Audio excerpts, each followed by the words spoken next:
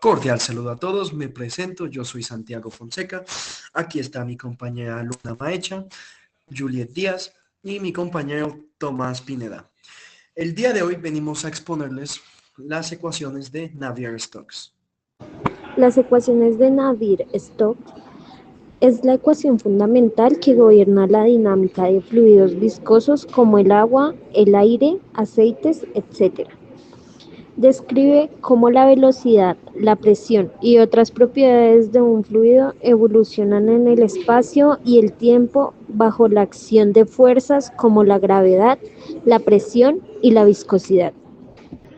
Consiste en un conjunto de fórmulas y ecuaciones en derivadas parciales no lineares, esto para determinar matemáticamente el movimiento de un fluido o flujo a partir de un estado inicial y lograr saber el estado final. Aunque actualmente no se ha logrado resolver, podemos tener la fórmula general de esta misma. Todo comienza por la conservación de masa, también conocida como la ecuación de continuidad.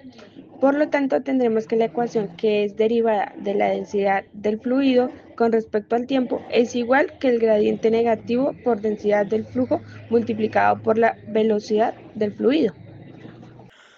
Si pasamos uno de los lados a restar, obtenemos derivadas de la densidad del fluido con respecto al tiempo, más el operador gradiente multiplicado por la densidad del fluido multiplicado por la velocidad del fluido, como se puede ver en la imagen. Teniendo en cuenta la primera ecuación, vamos a integrar en la segunda ecuación de Newton, también conocida como la ecuación de movimiento. Esta misma la vamos a aplicar en un fluido teniendo en cuenta las fuerzas netas que actúan sobre este como el peso, la presión y las fuerzas viscosas. Lo que nos da como resultado la presión por factor de la derivada de la velocidad con respecto al tiempo, más el factor de la velocidad por el gradiente de v. Tiene que ser igual al gradiente por la presión más la presión por la gravedad, más el gradiente por el tensor del esfuerzo. También incluiremos el tensor de fuerzas para fluidos newtonianos. Para esto relacionamos el tensor de la velocidad por la deformación a través de la viscosidad. Lo que vamos a tener será que el tensor del esfuerzo tiene que ser igual a la presión negativa por la matriz de identidad, por el factor del gradiente por la velocidad más la traspuesta del gradiente de velocidad. Una vez que tenemos estas ecuaciones, vamos a sustituir el tensor de esfuerzo en la ecuación de movimiento y la vamos a simplificar, lo que nos dará la siguiente ecuación que podemos apreciar en la imagen.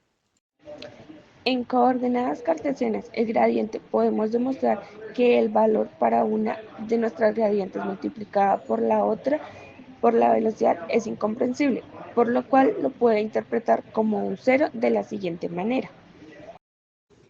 Gradiente de viscosidad por factor y suma de gradiente de velocidad elevado al tiempo se puede simplificar como la viscosidad por gradiente al cuadrado de velocidad. Lo que nos dará a nuestra fórmula original, Navier-Stokes, que sería presión por factor de la derivada de la velocidad con respecto al tiempo, más el factor de velocidad por el gradiente tiene que ser igual a el gradiente negativo por la presión más la presión de la gravedad más la viscosidad del producto por el laplaciano del vector de velocidad.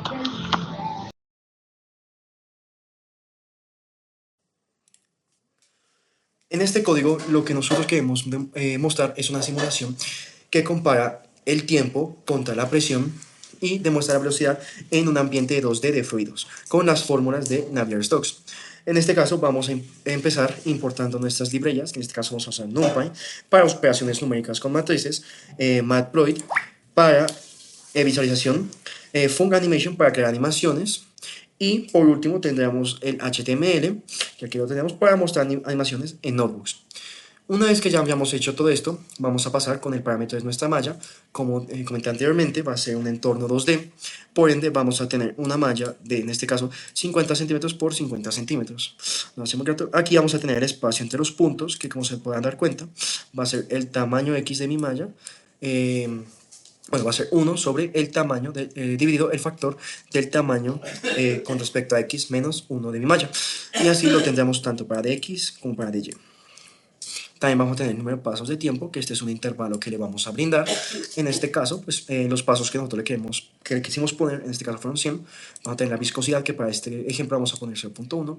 El paso del tiempo, que va a ser otra variable constante que vamos a contener, que va a ser simplemente 0.001, para poderlo ver a más detalle. Si quisiéramos verlo un poco más rápido o un poco más lento, pues podemos incrementar este valor y no incrementarlo tanto. Inicializamos de nuestra velocidad y presión. Entonces acá vamos a empezar con nuestra función NumPy. Lo vamos a guardar, vamos a llamar a la función. Vamos a utilizar la función ceros de la librería NumPy. Y con eso vamos a irlos almacenando en nuestras variables. Acá vamos a crear unas matrices. Y en estas matrices pues simplemente las vamos a tener cuando las vayamos a requerir. Acá vamos a crear una función para calcular la presión. En este caso, pues como se pueden dar cuenta acá, esta ya es un poco más compleja de explicar, pero sencillamente es un for con rango hasta 30, que van a ser las interacciones por convergencia. En este caso se puede aumentar o disminuir, pero nosotros lo dejamos en un valor fijo de 30. Vamos a tener pn, lo vamos a llamar a la función p de a la librería p de la función copy. Y acá vamos a iniciar otras matrices más, que esto lo que va a hacer es que nos permitirá calcular la presión. Acá vamos a tener las condiciones de fronteras para la presión, o sea, los limitantes que no se vaya a pasar. Vamos a tener otra vez nuestra simulación principal y acá vamos a necesitar llamar a la función que ya habíamos llamado anteriormente, que como se pueden dar cuenta ya la tenemos acá. Él va a esperar estos parámetros que aquí ya se los vamos a indicar, con lo que ya lo hemos configurado anteriormente. Acá se puede apreciar. Vamos a hacer esto otra vez en un for con el rango nt, que también ya lo hemos configurado anteriormente. Acá está, número de pasos a tiempo. Y esto prácticamente va a empezar.